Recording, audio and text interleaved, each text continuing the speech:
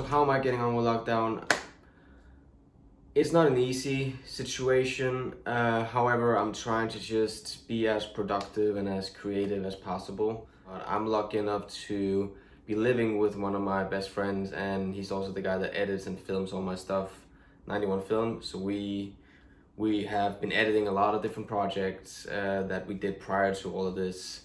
So, staying busy with that, and then I do a lot of writing, a lot of reading, I work out, I create every single day. Do I have any specific daily routines?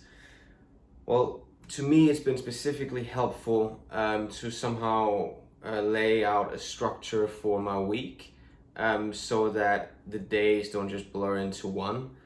And then also to remember to allow yourself to actually, have days where you don't do anything, because it's important to have that balance between actually being fully productive and making the most of your time, but also allowing yourself to then reach out to your people, your loved ones, check in on them. It helps a lot, just a FaceTime call, or maybe even a huge gathering via Zoom or whatnot. Teaching live and doing sort of live streams and whatnot, because it's sort of this way to connect with everyone, because we're all going through this right now together. So I started dancing when I was 11 years old. I was living in Sweden, Stockholm to be specific, with my parents at the time, and they brought me to see this play, a play that was created by the street dance group called Bounce. Phenomenal group, and this show was just fantastic, and it just blew my mind, because they were fusing styles such as ballet and breakdance, hip hop, you name it, all different styles, and I just fell in love with dance from that moment on. So as soon as we moved back to Denmark, I started taking classes, and the first class was a breakdance class. Sort of developed from there on, which led me to where I am today. So what makes a dancer truly unique? In my opinion, it really comes down to understanding and knowing how to implement your personality within your style and within your expression through movement. It is the most powerful thing, being able to witness what someone is feeling and witness who they are as a human being when they are dancing. And to me, that is the key. So when it comes down to musicality and dynamics, my biggest advice would actually be to just let your emotions and your feelings guide you.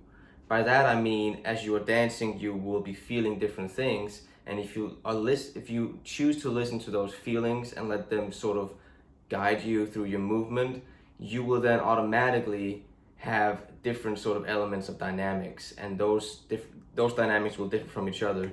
So I think that is my best advice. When it comes down to musicality, I'm a person that loves to study music. I fully love to just listen to it over and over and over again.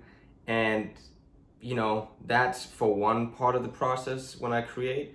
But sometimes I also love to just jump right into it, and again, let the feeling and let my emotion that I get from listening to the track sort of guide me through the process. So, I think it's a balance between both. So, have I ever choreographed for a K-pop group? Yes, indeed I have. I've choreographed for Super Junior. It was one of the best experiences in my life, work-wise. Fully enjoyed it. I choreographed Black Suit, their comeback track, I would say a couple of years ago. And then I went on to also choreograph for Kang Daniel, most recent.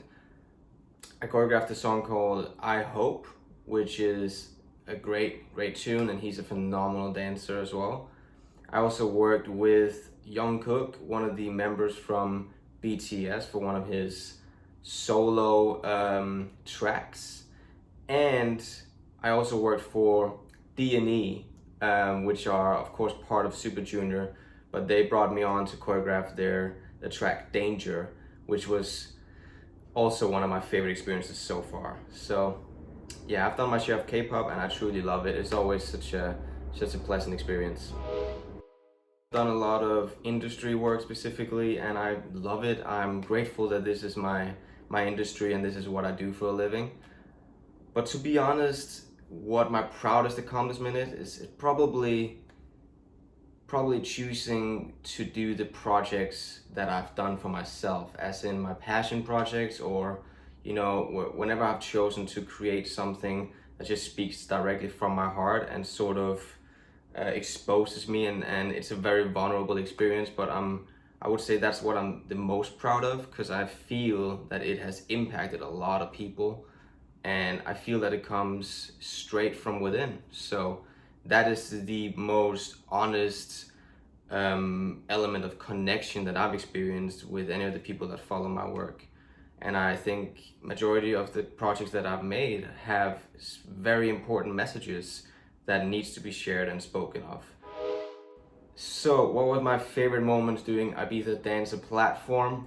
I would say teaching the students and connecting with all the students, just having a blast in the sweaty space. It was really hot in there, but I really enjoyed connecting with everyone. And I also think an element to it was also the people organizing the entire event, just truly good people that had our backs all the way, and I just appreciate those people very much, and I value that they were there for all of us teachers whenever we would need them to. So that would be my sort of favorite moments and favorite memories from the experience.